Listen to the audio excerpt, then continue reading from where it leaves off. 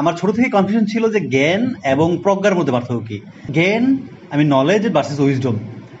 So আমরা obviously গুগলে search দিছি, টিচাররা পড়াইছে, অনেক সময় তো বইয়ে রিডিং করছি, ডিফারেন্ট ডিফারেন্ট অপশন মানে কি বলে সোর্স থেকে আমরা ডিফারেন্ট ডিফারেন্ট যেগুলো পাইছি সেটাই জ্ঞান।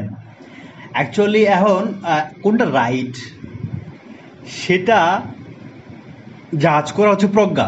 উইজডম হচ্ছে যে উইজডম আপনি আগে থেকে ডিসাইড করতে পারবেন না যে এটা হচ্ছে জ্ঞান, এটা হচ্ছে মানে ওয়াইজ ডিসিশন, এটা হচ্ছে উইজডম অথবা প্রজ্ঞা। কেননা এর যে আলটিমেট রেজাল্ট, কোনো একটা ডিসিশন যদি আপনি নেন, এর যে আলটিমেট রেজাল্ট সেটা হচ্ছে ডিসাইড করে যে ডিসিশনটা আপনি নিছেন সেটা ওয়াইজ ছিল কি ছিল না। সেটা তাহলে কি বোঝা গেল যে আমরা কোনো একটা ডিসিশন যদি নেই, কোনো একটা সিদ্ধান্ত নেই, কোনো একটা কিছু যদি বুঝি, কোনো একটা জিনিস যদি মানি এবং সেটার আলটিমেট রেজাল্ট যদি পারফেক্ট হয়, রাইট হয়, সেটা ওয়াইজ ডিসিশন ছিল। কিন্তু যখন আমরা ডিসিশন নিলাম বা আমরা কোনো একটা সিদ্ধান্ত নিলাম, কোনো একটা কিছু মানা শুরু করলাম, কোনো একটা আইডিয়া ধারণ করলাম, তখনও কিন্তু আসলে আপনি বলতে পারবেন না যে এটা ওয়াইজ, আমি ওয়াইজ ডিসিশন নিয়েছি।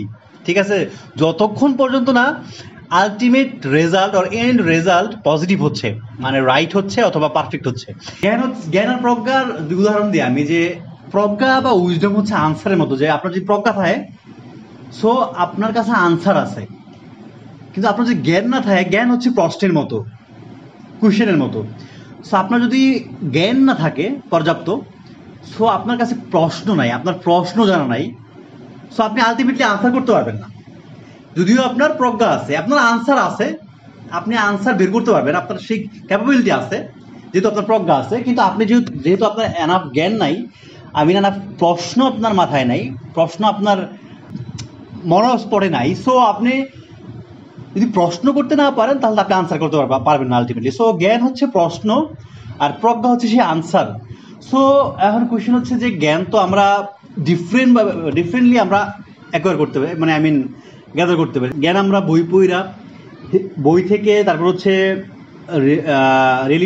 রিয়েলিটি থেকে, ফ্যামিলি, সোসাইটি, রাষ্ট্র, ইতিহাস, ফিলোসফি, মানে এভরিথিং, যে কোনো সোর্স থেকে আমরা যে কোনো ধরনের ইনফরমেশন আমরা আর্ন করতে পারি এবং সেটাই আলটিমেটলি জ্ঞান, তাই না? তাহলে কিন্তু উইজডম আপনি কেমনে আসলে অর্জন করবেন, উইজডম আসলে কেমনে অর্জন করা যায়? সো আমি বিশ্বাস করি যে আসলে উইজডম হচ্ছে আসলে সরাসরি অনেস্টির সাথে রিলেটেড। If you are honest to yourself, actually if you are honest to yourself and honest to others, honest to the nature, honest to the God, honest in your core. মনে করেন যে আপনি একটা জিনিস জানেন যে এটা সত্য, এই সত্যগুলো জানেন এবং আপনি এটাই মানেন এবং এই সত্যকে আপনি প্রচার করেন, that is honesty, right? So আমি মনে করি যে কোনো ব্যক্তি যদি অনেস্ট হয়, if is honest to himself, honest to God, honest to every other human beings, and honest to everything. So wisdom is related to actually that's honesty, না? So সততার সাথে প্রজ্ঞা রিলেটেড। আপনি যদি সত্যবান হন, মানে আমার বিশ্বাস যে আপনি সত্যবান হন, তো আসলে প্রজ্ঞাটা একবারে আধ্যাত্মিকভাবে আপনাকে চলে আসবে। কোনো বই লাগবে না, কোনো গুগল লাগবে না, কোনো আদার সোর্স অ্যাকচুয়ালি দরকার নাই। আলটিমেটলি প্রজ্ঞা সামহাও গড আপনার দিয়ে দিবে। গৌতম বুদ্ধ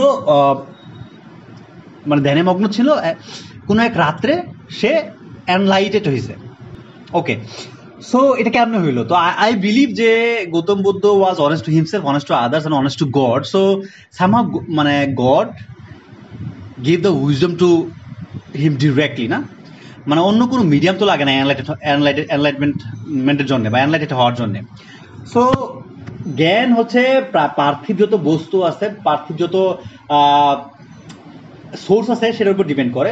আর উইজডম হচ্ছে সরাসরি বিধাতা প্রদত্ত, যে ডিসিশন নেওয়ার ক্ষমতা, যে রাইটকে রাইটভাবে চেনার ক্ষমতা, রংকে রংভাবে জানার যে ক্ষমতা, সেটা হচ্ছে অ্যাকচুয়ালি প্রজ্ঞা বা উইজডম। এনিওয়েজ, এটা আমার বিশ্বাস। সো অবভিয়াসলি আপনারা হয়তো ডিফারেন্ট, আপনাদের ভিতর থাকতে পারে, ভিন্ন ডেফিনেশন আপনার থাকতে পারে। Obviously I want to learn, obviously.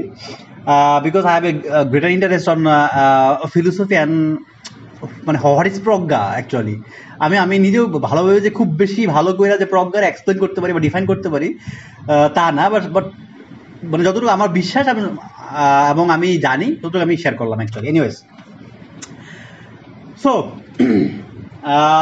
if you want to actually give your opinion on that, so please, you are very welcome to leave a comment in my comment section, and I will get back to you inshallah, obviously.